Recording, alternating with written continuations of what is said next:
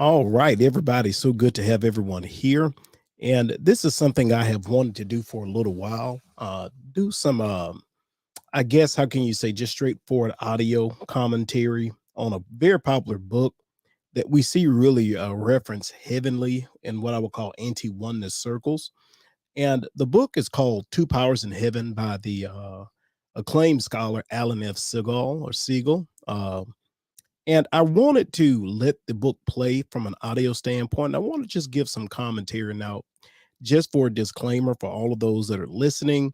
Anybody that knows me, they're aware that I am oneness, so I do not adhere to a what they call in classical Second Temple period Judaism as a two powers in heaven theology. I'm a modalist, so let's make that very clear. But I think in our attempt to more readily articulate our thoughts to anti-oneness thinkers, we have to be very familiar and cognizant of the literature that they're using to just plainly in many instances to weaponize against us. So I'm going to be playing this book, Two Powers in Heaven. I have some folks from Clubhouse who are going to be streaming with me. I'm going to be opening up some conversations. So this session that we're doing tonight, it's really going to help us to hear it word for word from what the book is saying, because what you will find in many of the what I call anti-oneness polemics that are becoming very popular, that this work is rarely, if ever, quoted in context in many instances. It's usually presented as this homogenous worldview that all Second Temple period Jews believed in, this multiplicity of persons. And let's listen to the primary sources. Not saying any scholars being dishonest, but I find many are. Let's take a look at this. I'm going to get it started. And so this session, all of those who are watching, this is going to be from the preface all the way to chapter 2. And I want to keep this series going until we have a chance to really explore these things in detail. So I believe everybody should be able to hear me. So I'm going to start it from here. This study of the rabbinic heretics who believed in two powers in heaven began as a dissertation at Yale. The advantage of the topic, as Professors Golden, Dahl, and I discussed it, was that it allowed me to explore some relationships between rabbinic Judaism, Merkabah mysticism, and early Christianity without becoming overly dependent on the complicated and uncharted Merkabah texts. Ironically, what seemed like a neat and carefully defined problem soon expanded in an almost unforeseen direction. It became clear that two powers in heaven was a very early category of heresy, earlier than Jesus, if Philo is a trustworthy witness, and one of the basic categories by which the rabbis perceived the new phenomenon of Christianity. It was one of the central issues over which the two religions separated. Furthermore, the reports of heresy began to clarify how Gnosticism, Judaism, and Christianity related, a problem which has vexed scholarship for more than a century. That systematic study of Che reports of two powers in rabbinic literature might yield some interesting clues about the history of mysticism, Gnosticism, and Christianity was not a total surprise. Previous ES scholarship had identified the heretics inconclusively as Gnostics and Christians. The work of Gershom Scholem had emphasized a relationship to early Merkabah mysticism. Not unexpectedly, the sources showed that some mysticism and apocalypticism, as well as Christianity and Gnosticism, were seen as two powers, heretics by the rabbis. The key factor was not that all qualified as heresy but that, with prudent dating of the stages of the traditions, the development of the heresy could be reconstructed. So first point here, we see that it's laying the foundation that we see that from an intellectual standpoint, it's kind of hard to put our finger on conclusively already who these heretics were, and he's making it very clear within this study. And we're going to finish letting the preface play, but I'm just giving some little pointers to show how the thought process is going, that it is a reconstruction. They're trying to trace the roots of what they understand these groups to have possibly meant. So I'm going to pick up with the audio playing here. The rabbinic reports was the most complicated problem. It depended on methods developed in New Testament scholarship for dating the sayings of Jesus. While the use of form criticism and tradition history has grown quite sophisticated in New Testament studies, Jewish scholars have been slower to pick up the methods. Jacob Neusner has consistently championed the use of form criticism and tradition history in Judaism. This study was influenced by his opinions, but the application to the field of rabbinic polemic, where extra-rabbinic sources can be used for dating, has not been tried. Preface. Before. Due to the analogous task, the examples and experience of scholars trying to define the opponents of Paul were also useful. Though it was difficult to date the rabbinic traditions accurately in many cases, the results showed that the earliest heretics believed in two complementary powers in heaven, while only later could heretics be shown to believe in two opposing powers in heaven. Now just notice that point already, that he's making it clear that it's hard to identify who these groups were.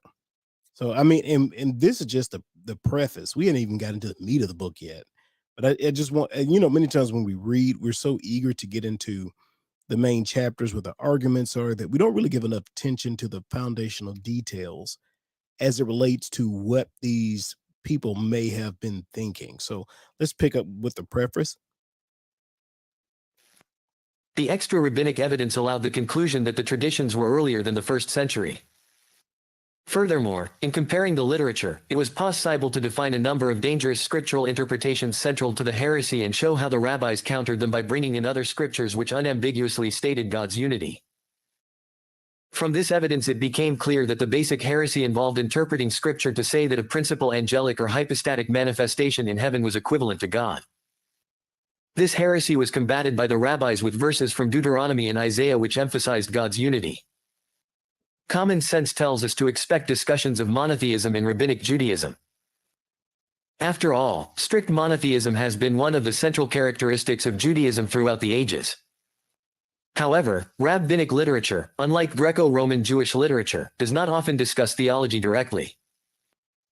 Most scholars, noting the lack of attention to theology in rabbinic writings, emphasize the rabbinic interest in orthopraxy rather than orthodoxy. A few have even suggested that there was no concept of orthodoxy in rabbinic Judaism. Part of the importance of these reports about two powers in heaven is that they show us that the rabbis, in common with their brethren in the diaspora, were concerned about the theological and orthodox center of Judaism when other sectarian groups of their day seemed willing to compromise Judaism's integrity.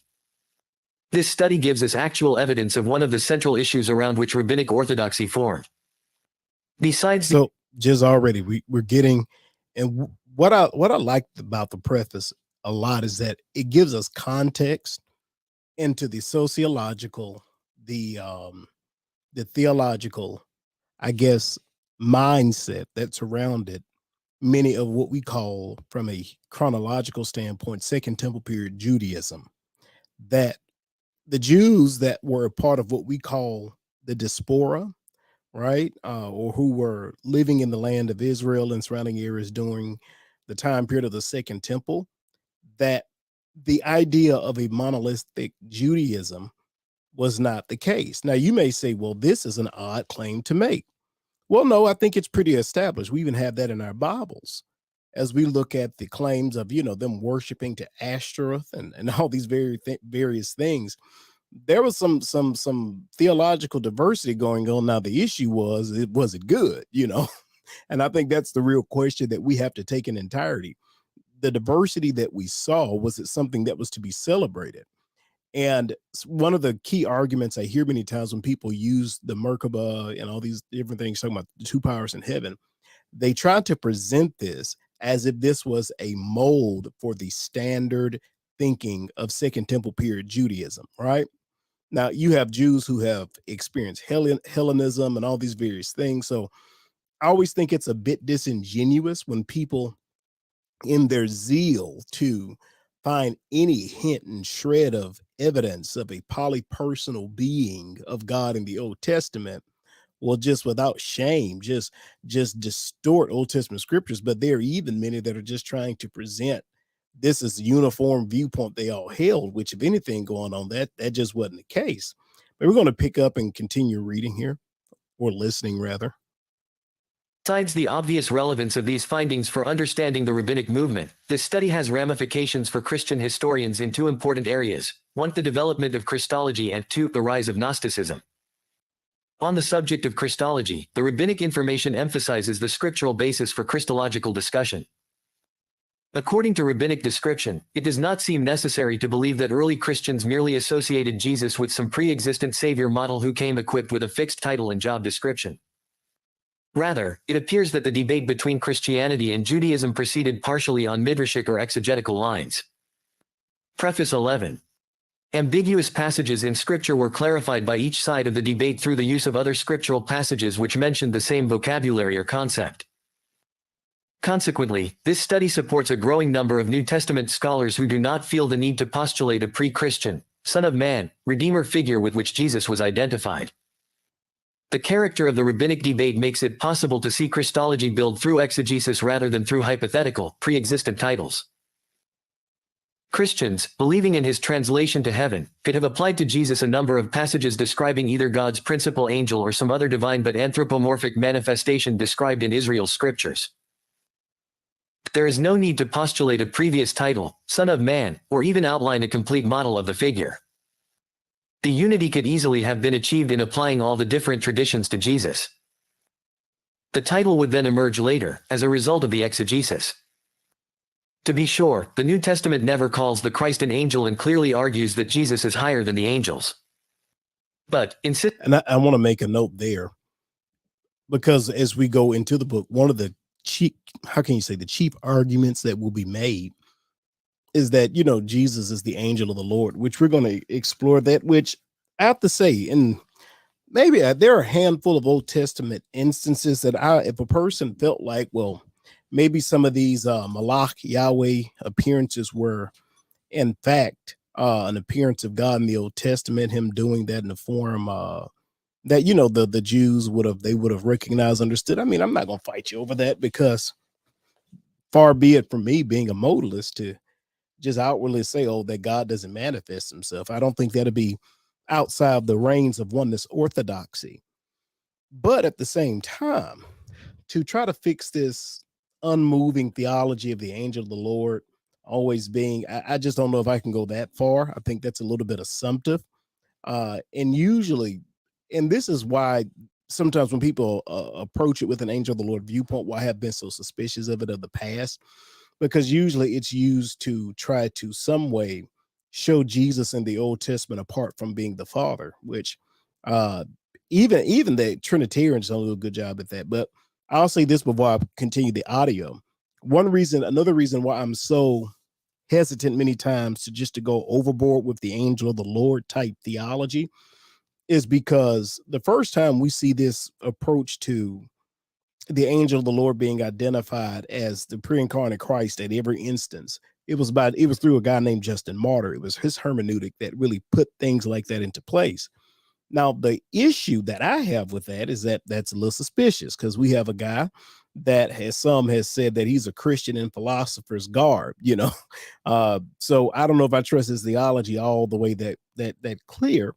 But in another context, this takes away much of the criticism that one can wage against Jehovah's Witnesses when they say that Jesus is Michael the Archangel. I think you have to be very careful with that. Even many of the Seventh-day Adventists will take that approach. So I'm just very careful how far I want to stretch the angel or the Malach Yahweh elasticity in the Old Testament. I think some people take it too far, but let me continue with the reading. Insistence on divine perquisites for God's principal assistant was apparently not unique to Christianity and became exactly the detail which put Christianity in the category of heresy from the rabbinic perspective. The second area in which, two powers in heaven, traditions in rabbinic literature offer some clarification is in the history of Gnosticism. Here we are on less speculative ground than when trying to understand the earliest Christologies. It turned out that Gnosticism picked up several of the heretical Bible exegeses of earlier, two powers, heretics. The Gnostic interpretation of God's principal angel was a specialized answer against the rabbinic attack. The rabbis had pointed out that God said, "There is no God but me," as in DT 32, 39, is 44 to 47, etc.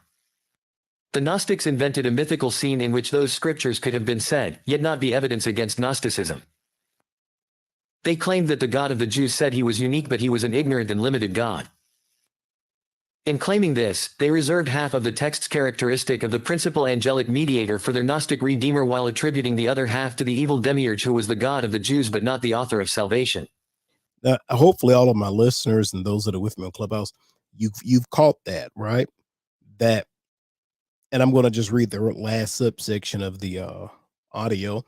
In claiming this, they reserved half of the text characteristics of the principal angelic mediator for the Gnostic Redeemer, while attributing the other half to the evil demiurge, who was the God of the Jews, but not the author of salvation. Now, this theology, as far as having an Old Testament demiurge that would later form a type of dualism, would come to its full flourishing, and what we know as Marcionism, right? Marcionism rejected a lot of the New Testament. He only advocated for the letters of the Apostle Paul. He was a whole mess and a half. He was like, one heresy. Let's just have as many as we want. But the interesting thing is that I want you to see already in the preface that this idea of these two powers and him being it is intrinsically woven into the plethora of already existing Gnostic theologies of the time. So I just, and people say, well, maybe you're being theologically petty. I probably am, but hopefully I'm being accurate. Let me pick up with the audio. This stage in the debate can only be traced to the 2nd century and logically presupposes the earlier stages. Therefore, it comes later than the debate in which Christianity participated. From the rabbinic perspective, both Christianity and Gnosticism were virulent and vituperative varieties of two powers, heresy, but the heresy with a complementary divine. She preface. Economy arose earlier than the heresy with an opposing one. This evidence gives limited and disinterested support to the Church Fathers' contention that Gnosticism arose later than Christianity. But it further implies that both Christianity and Gnosticism arose out of Hellenistic and apocalyptic Judaism by sharing heretical traditions of scripture interpretation which speculated on a principal angelic mediator of God. As I said, the inquiry has had ramifications quite far removed from the rabbinic material. I am not so naive to think that my conclusions about Christology or the rise of Gnosticism can be accepted without comment by people more specialized in these fields. Nor was that my desire. Rather, I only outlined enough of these specialized fields to date the rabbinic material and to suggest the relationship of the rabbinic texts to Christian history. Hopefully, I learned enough of the characteristics of these disparate bodies of text to stimulate constructive rather than destructive criticism. I realize that no single individual or body of material can fully explain this most complex and difficult period of history. All right, another point. So when somebody, and we're just in the preface, dear listeners, he is not making a definite claim. He is making it clear this is his synthesis of thought. So let's I just love when you hear primary sources. Let's continue. The important thing, I think, is to perceive the relevance of the rabbinic material for solving traditional problems of New Testament and Gnostic scholarship, even while maintaining the necessity of reading those literatures for dating rabbinic material. That rabbinic and Christian communities interacted antagonistically is an obvious and unfortunate part of centuries of Western history.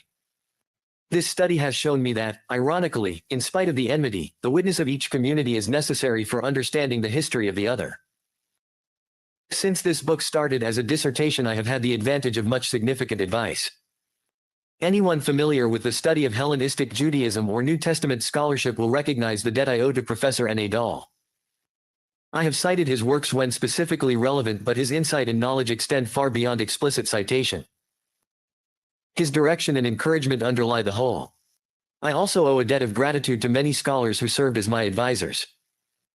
Professor Judah Golden, who served as co-director of the dissertation while he remained at Yale, was a considerable help. Professor Sid Lyman was a constant advisor throughout the research and writing. He was especially generous with his time and patience in commenting on the rabbinic evidence.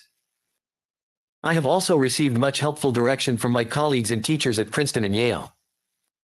Wayne Meeks and Rowan Greer read the manuscript when submitted for the degree in December 1975. I have tried to profit from their comments in Preface 13. Revising for publication. Giles Quispel, Jarl Possum, Elaine Pagels, Ithamar Grunwald, Donald Jewell, John Gager, Richard Saracen, Matthew Black, and Jacob Neusner kindly read parts of the dissertation and offered suggestions for improvements. However my abilities are judged, these scholars have made theirs freely available to me. I owe many people thanks for helping in the production of the manuscript. My wife, Meryl, aided me at several crucial moments even while her own career continued to make its normal demands on her. All right. And he's going more into the giving accolades to those who've assisted him in the process. What I'm going to do from this point, I'm going to go to chapter 1. We're going to pick up here, and good to see Brother Recovering down there. Got all my Clubhouse folks here, so good. So let's, Brother Kendrick, let's see. Let's get it going. All right. Chapter 1. TWOPOWERSINHEAVEN. The history and importance of the problem. The intention of this book is to collect and examine the rabbinic reports about the heresy of two powers in heaven and to identify the proponents of the heresy. Such a task will impress most readers as abstruse. What interest can there be in such an obscure group of heretics within the early rabbinic movement? My study has convinced me the reports of in the Talmudic and Midrashic literature of roughly the first 6 centuries of our era are of considerable relevance for any student of late Hellenistic religion, especially for those interested in Christianity during the first crucial centuries of its growth. That is no small claim. Anyone familiar with the quantity of material written in the fields of Christian origins and early Judaism has the right to be skeptical of claims to novelty. Surely every shred of evidence in traditional bodies of material has been studied and noted already. Even the heretics who believed in two powers in heaven have been discussed several times in scholarly literature. Nor has their significance been entirely missed.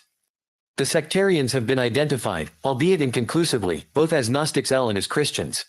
Now, I just want you to hear that. And you know, and one thing I always think is very disingenuous at times is when sometimes, again, and I know I'm beating a dead apologetic horse, but when people try to like present like this was just mainline Jewish thought, all of them believed in a two powers viewpoint, it's just vastly dishonest or ignorant, one of the two. I mean, maybe both, you know, because you can be ignorantly dishonest.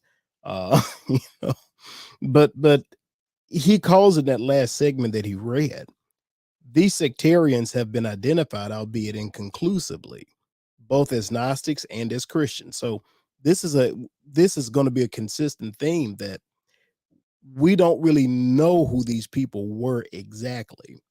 Now, if we don't know who these two power in heaven advocates were conclusively, how can the claim be made that this is what all Judaism believed? Right? How many times have we hear this argument? This is what they all believe. This is what they, and the reality is, I don't deny that you had Jews in the Second Temple period who believed in a two powers viewpoint. I would say they're wrong, just like our, you know, just like what we say sometimes, like two left shoes. They can believe that, but that doesn't mean that was what Jewish orthodoxy. And obviously, but I'm gonna continue. I don't want to go on my rant. This is just not getting good. Of course, were it established that the rabbinic reports dealt with one or the other of the groups, the reports about two powers would be unmistakably significant. Any new piece of evidence about the behavior of early Christianity would help us understand its cloudy beginnings as a movement. But what has continued to keep this peculiar rabbinic heresy obscure? One, by Gnosticism, I mean primarily that religion of salvation in late antiquity which posited an evil secondary God who created this world, making it impossible for any but the elect, by virtue of their knowledge gnosis of the high God, to find salvation. I just thought I'd throw that in there. Now that sounds very Calvinistic. I just thought I'd throw that out there. So you hear, this whole idea of saving the elect. And I'm not gonna make this an anti-Calvinist rule, but I mean, that's interesting. That's interesting. Gnosticism is the extreme form of a much broader trend in the centuries immediately surrounding Jesus' life. Social alienation, pessimism, otherworldliness, secret societies, all may be loosely described as Gnostic. But, for reasons which will soon grow apparent, anti-cosmic dualism will be taken as the primary criterion separating the phenomenon of Gnosis and the movement of Gnosticism. See Yamauchi, Pre-Christian Gnosticism, pp. 13-28 for a discussion of the problems in defining Gnosticism. Full references for frequently cited works can be found in the list of abbreviations, p. XVF. 4. Introduction. Is lack of firm proof that the term two powers in heaven, referred either to Christians or to Gnostics exclusively as if they were separate movements, compounded by a great deal of confusion about what the heretical doctrine was. So let's stop right there. There's a let me see, say is a firm proof that the term two powers in heaven referred either to Christians or to Gnostics exclusively as if they were separate movements. He's already showing us there's ambiguity there. Ambiguity compounded by a great deal of confusion. Now this is Dr. Siegel's words, not mine, about what the actual heretical doctrine was. So I would caution anybody, even for those of my friends on the what you would call the Trinitarian spectrum. We don't really even know what these folks believed all the way. The best we can do is just kind of hopscotch and bring things together. But let's continue. Unfortunately, I cannot claim to have identified the heretics in every case. In fact, many of my remarks will be cautionary, showing that an earlier scholar's identification of a report of two powers, either as Christian or as Gnostic, cannot be firmly maintained. However, in one very early, very important text I can identify one group as the indicated heresy by excluding the others. This has significant implications for our understanding of the first century. More often, I will try to show that both Christians and Gnostics and others as well became the targets of the particular rabbinic polemic which the title, Two Powers, denoted. Previous studies have tended to make identify cations casually, so even negative conclusions or mixed conclusions will be significant. It would also be significant to demonstrate that the rabbis put Christianity and Gnosticism in the same category to argue against them. Furthermore, there is new evidence suggesting that Christians and Gnostics were not the only targets for the title of two powers heretics. Oh, did we hear that? Gnostics and Christians were not the only targets of what they call the two powers in heaven heresy. Now, this is word for word out of Alan Siegel's book, Two Powers in Heaven. He's and you know, and to me, when people just try to make this try to make it like adopt into like this is just something used exclusively against Christians, like I say, it's either dishonest or uninformed. I will try to show where the reports can be related to other groups, whose lives or writings can be more firmly dated than the rabbinic tradition.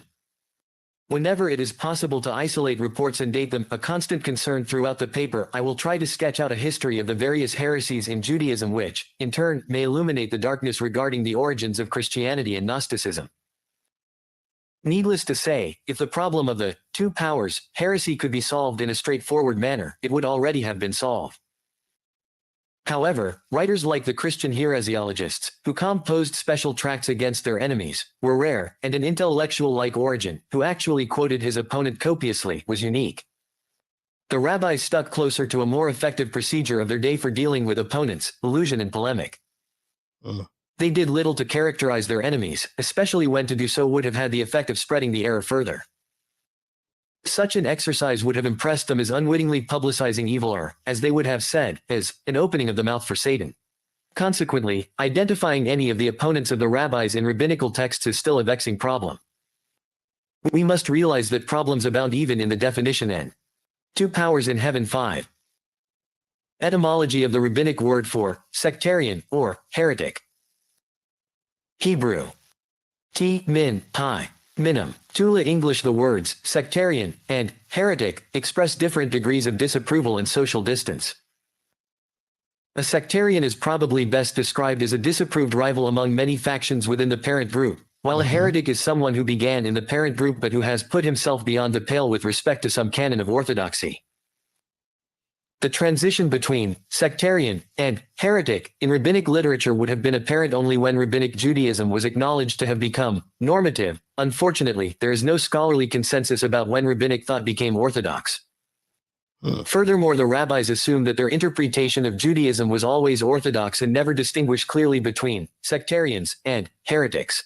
So far as they were concerned, any interpretation not part of their accepted community was heretical, though there was certainly a time when non-Pharisaic interpretations were only sectarian. This is what one would expect generally in long conflicts within a community. So I just want to make sure everybody's hearing what he is describing as the evolution far as how can you say, first century heresiology, so to speak, the study of heresies, that the person or a group would start off as a sectarian group, but they would later on be deemed a heretic, I guess, as they would go further in some of the thinking. So people say, well, why did they only make it a heresy until the second century? And that's what they say. Well, they were already identified as sectarian groups. So I mean, it's what they, if that is the case, even though he has readily admitted there's a lot about them they don't really know, people are looking at them with the side eye well before then, so to say. Since any community includes people who may share only a few important norms and mutual connections, not every argument is grounds for fission. Rather, when a crisis arises, a period of debate takes place when the issues are clarified. New authority may develop to deal with the crisis. Temporary sanctions may be applied to warn the heretics of their behavior.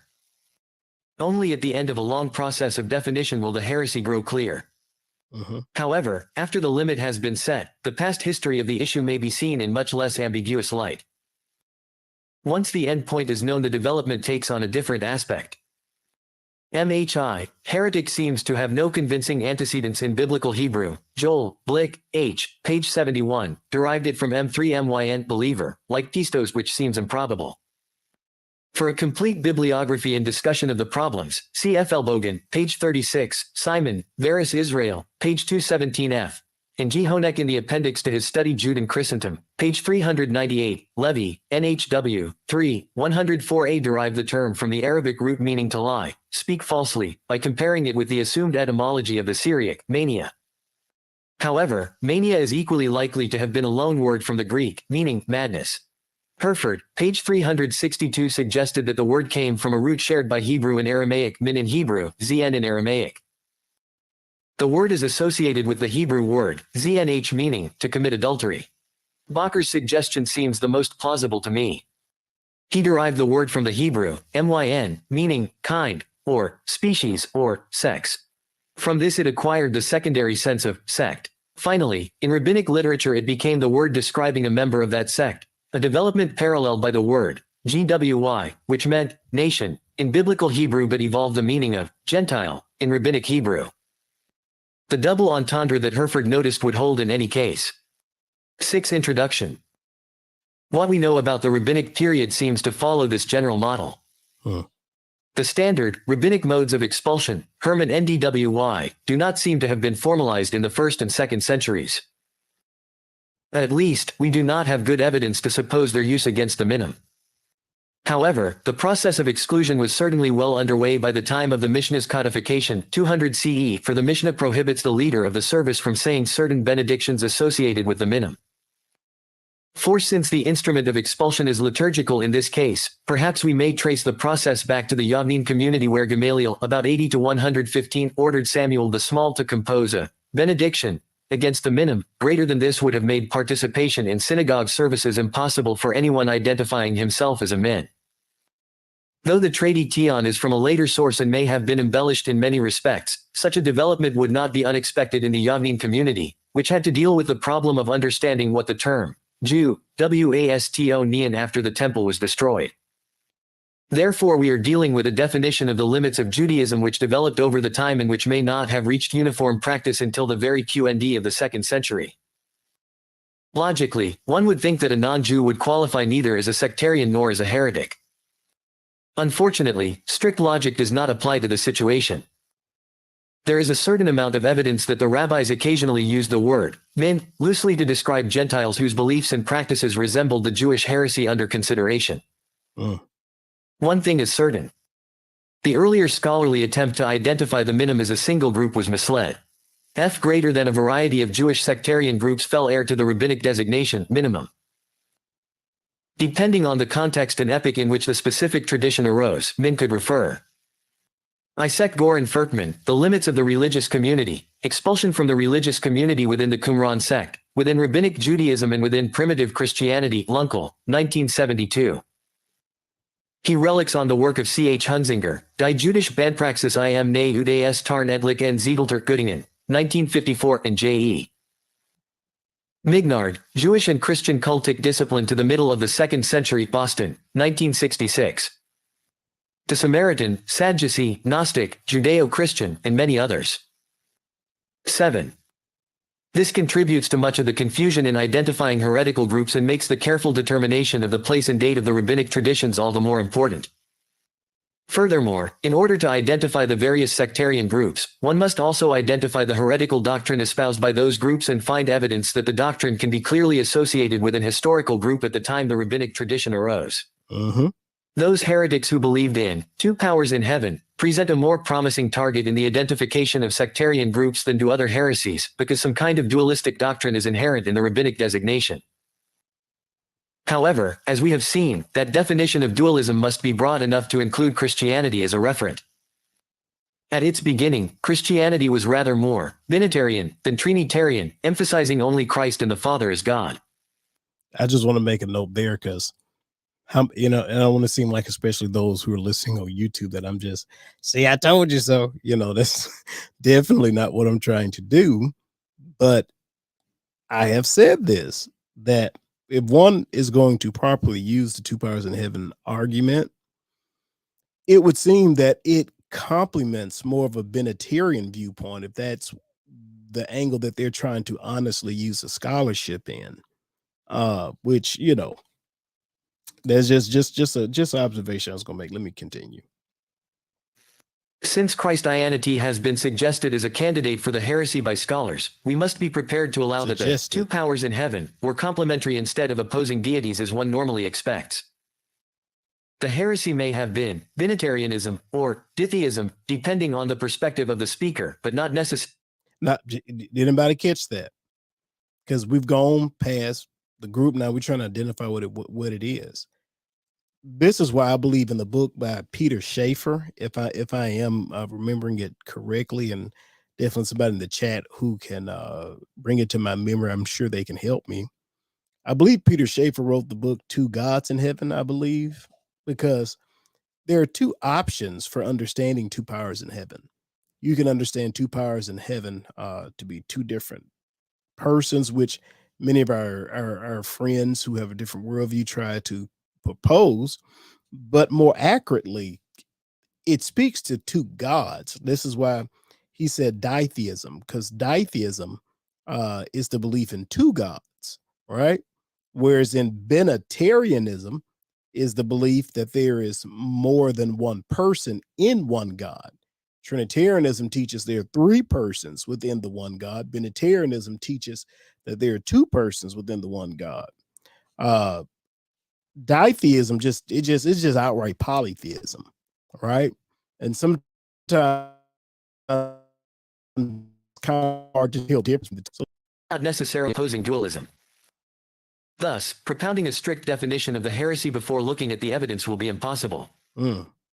Instead, I will continue to call the heresy two powers in heaven, as the rabbis did. 8. 7. According to J. San. 10:5, there were 21 different kinds of minim at the destruction of the temple. While the number 24 must be purely conventional, it illustrates the complexities in identifying sectarian groups. The min, who derided Alexander the Great for rising before the Jewish high priest, thus showing him deference, Lev. Arshu is usually identified as a Samaritan, because Samaritans are reported in other legends to have criticized the Jews before Alexander. Near. 9:5 refers to the institution of a benediction with the words, from eternity to eternity, which has been taken as a countermeasure against the Sadducees who rejected the concept of resurrection. A variety of Jewish Christians or Gnostics have been seen as the opponents of the rabbis in B. San. 39b. Seja. 8:595 for examples of these conventional identifications. S.M. Wagner has attempted to define several categories of deviation in rabbinic writings in religious nonconformity in ancient Jewish life. Unpub. Dissertation, Yeshiva University, 1964. However, the long view in literature. 8. The ambiguous translation, two powers in heaven, has been maintained with the knowledge that the Hebrew term is only approximated by the English power. Its different meanings should perhaps be noted at the outset. From the root rsy, it has the general sense of power of disposal, permission, authority. In detail, it means the right of possession to something. See Forster, TDNT, Exista, 565 for examples. The authority of commission, the right or the freedom to do something, as heirs in 8. Introduction. Of course, most rabbinic passages just use two powers and assume the reader will know what it means. Only a few passages in rabbinic literature actually elaborate on the subject of two powers in heaven, and even these few passages define it from a confusing variety of perspectives. Some of the passages treat two powers in heaven as one category of heretical doctrine. Cipher DT 329, for instance, mentions those who believe in no power in heaven, followed by those who believe in two powers in heaven, and finally, those who believe.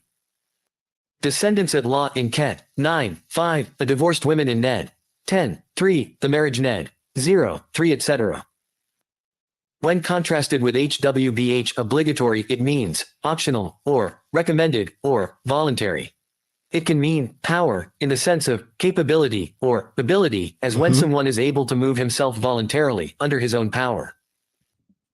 However, since the more normal word for power in the sense of capability is KH, RSWT should be distinguished as power in the sense or authority, as when a piece of land is within the power of a person or community. Indeed, the terms does have many legal ramifications, in the fixing of limits on property rights and obligations. Accordingly, STI RSWYWTBSMYM has often been taken to mean two dominions in heaven. I use the more ambiguous term, power, because the texts show that dominion is not its primary meaning. Rather, as I will show in reference to the Greek understanding of the term authority, RSWT often has the implication of a figure or person and means authority in the sense that the figure has capability independent of God. Indeed, two gods is a common synonym. The implication. Before it goes on, I just want all my folks to be aware of this. One of the most common synonyms of two powers in heaven is two gods, right? This isn't Oneness-Pentecostal propaganda. This isn't Jesus only talking points. This is what the man said. Implication of personage may clearly be seen in the New Testament use of the word. In Greek, dynamis power, capability, and exousiate power, authority may be synonymous. See Lidley Scott, TDNT.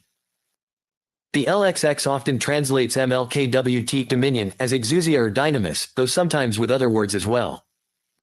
Strictly speaking, dynamis would imply an impersonal power when predicated of deity, whereas exou.ua would imply a persona. Power.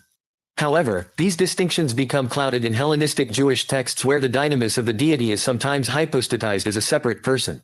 Grundmann, Dynamis TDNT, 11-295.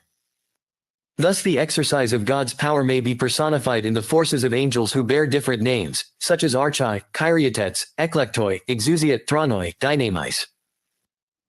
Cf. Berthold Stade, Theology Day AT, F190. The Hebrew word and the NT usage of exousia seem parallel except in matters where the NT theologically differs from rabbinic discussions.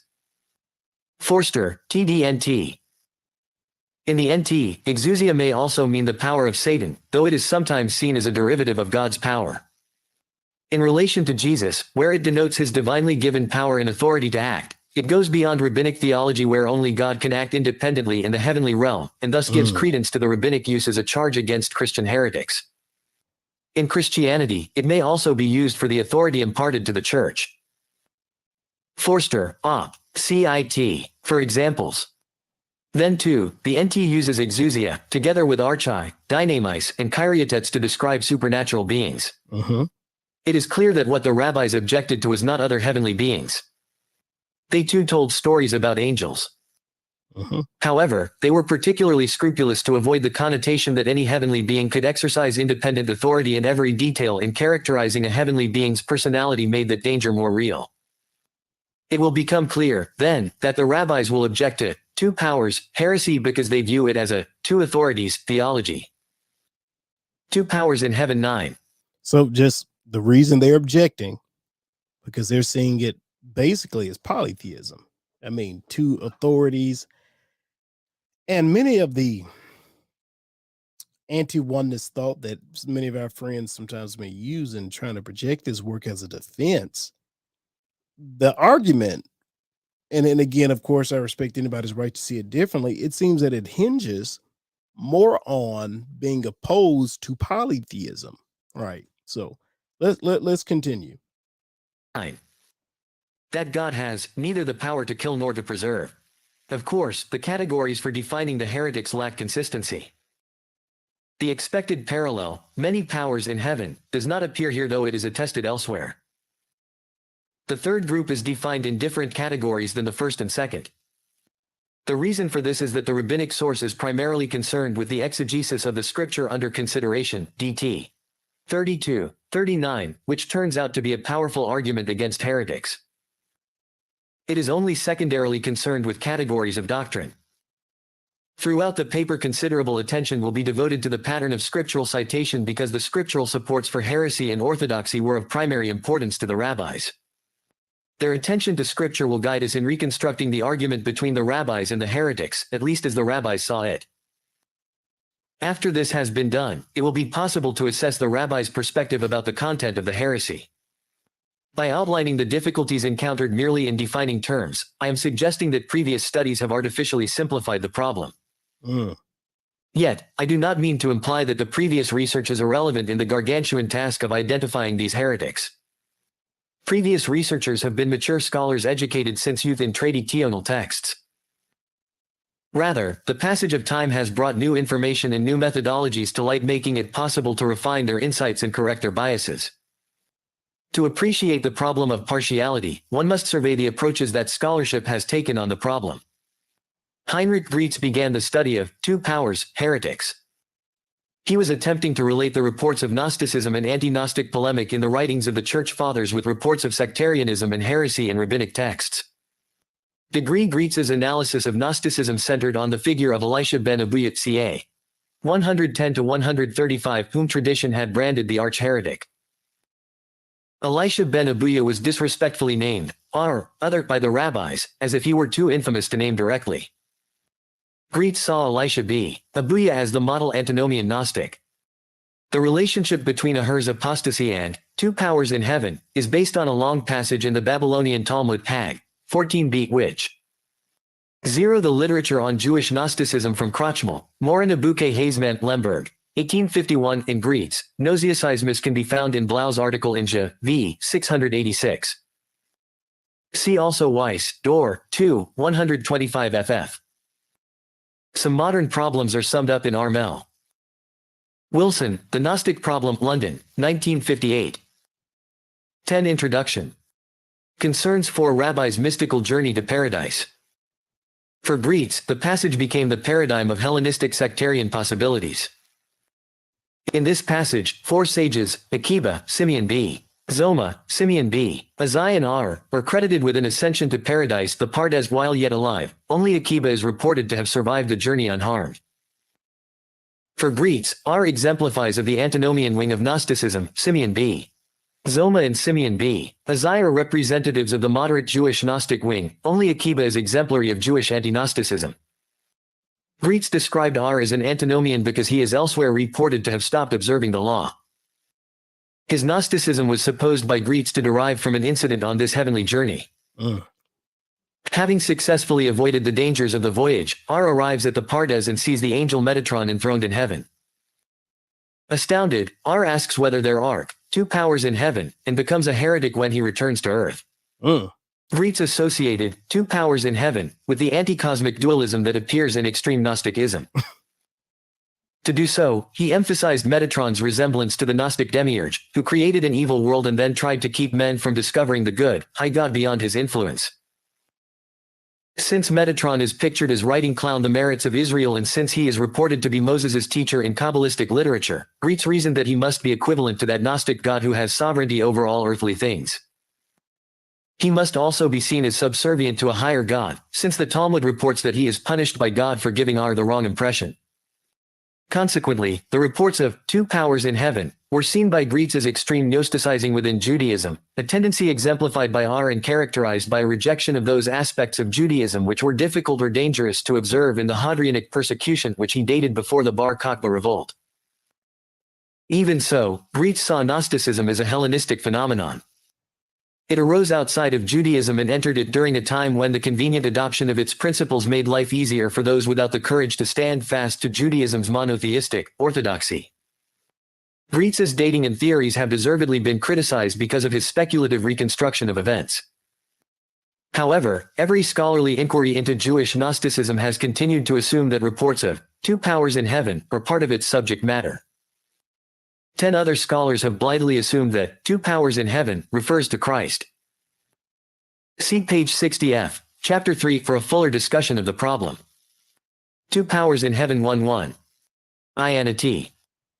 J.Z. Lauterbach, you suggested that refutations of those who believe in two powers were arguments against Christianity when it was still considered a Jewish heresy. To demonstrate this assertion he cited D.T. R2:33 where Solomon is reported by the rabbis to have stated categorically that the one God has neither son or brother. Since some texts associate this heresy with two powers, Lauterbach felt that the second heavenly power must be Jesus. Two powers could only refer to Persian dualism if the parties were antagonistic. 12U Christian theology might easily have been understood by the rabbis to posit a second divine figure working in harmony with and claiming to be the son of the one God.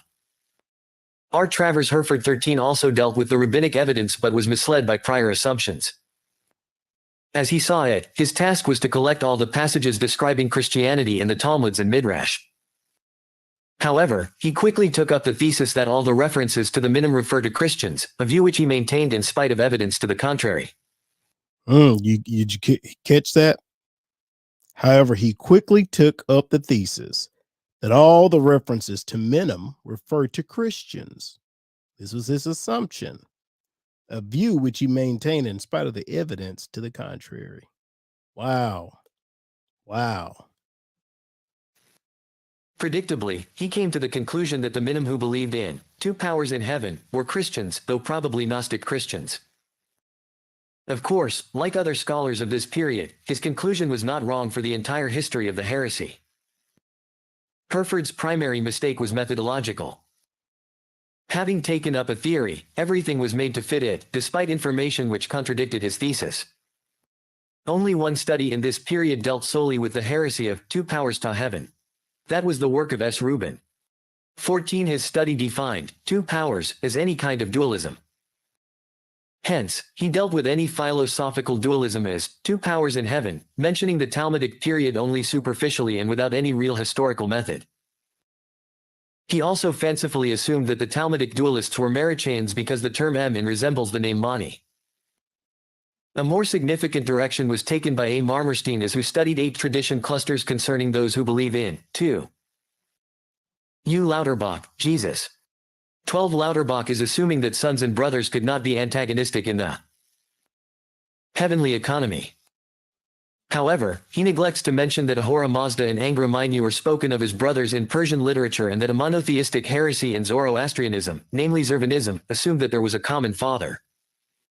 Powers. His efforts were devoted to the interrelation between Rabbinic Judaism and Christianity, but the passages themselves were discussed under the rubric of the dogmatic Lersatz of the Gnostics, implying a certain reticence to identify the traditions as referring strictly either to Christian or Gnostic groups. Even in some later works, Marmerstein 1J found it impossible to reach any final conclusion about the identity of the rabbi's opponents, allowing both Christians and Gnostics as possibilities from the internal evidence. According to Marmerstein, the critical evidence must come from external sources. He was most hopeful of developing statistical data, by which he seems to have meant demographic and sociological information about the geographical proximity of various opponent communities to the rabbinic sages. Yet, Marmerstein tended in other writings to ignore his more cautious statements. He attributed the Tannaitic reports of two powers in heaven to anti-Gnostic polemic, those afterwards he attributed to anti-Christian polemic. 17 no good reasons were developed for the assumption of such a chronology. Rather, he seemed to rely on the then new, but now outmoded, scholarly consensus, the consensus viewed from. And I think I'm going to stop right there for tonight and pick up the next installment of it. But it was just something that was on my mind. I said, well, I hear people reference this work a lot, but how often can you say you actually hear people actually go into detail about what the work is, or actually hear it. And I say, well, what better way to do that than to actually have it? So, hey, hopefully this has been something that's been helpful to you. I look forward to exploring this study more. And as I always like to say, it's the whole gospel to the whole world by the whole church. The Lord bless you in Jesus' name.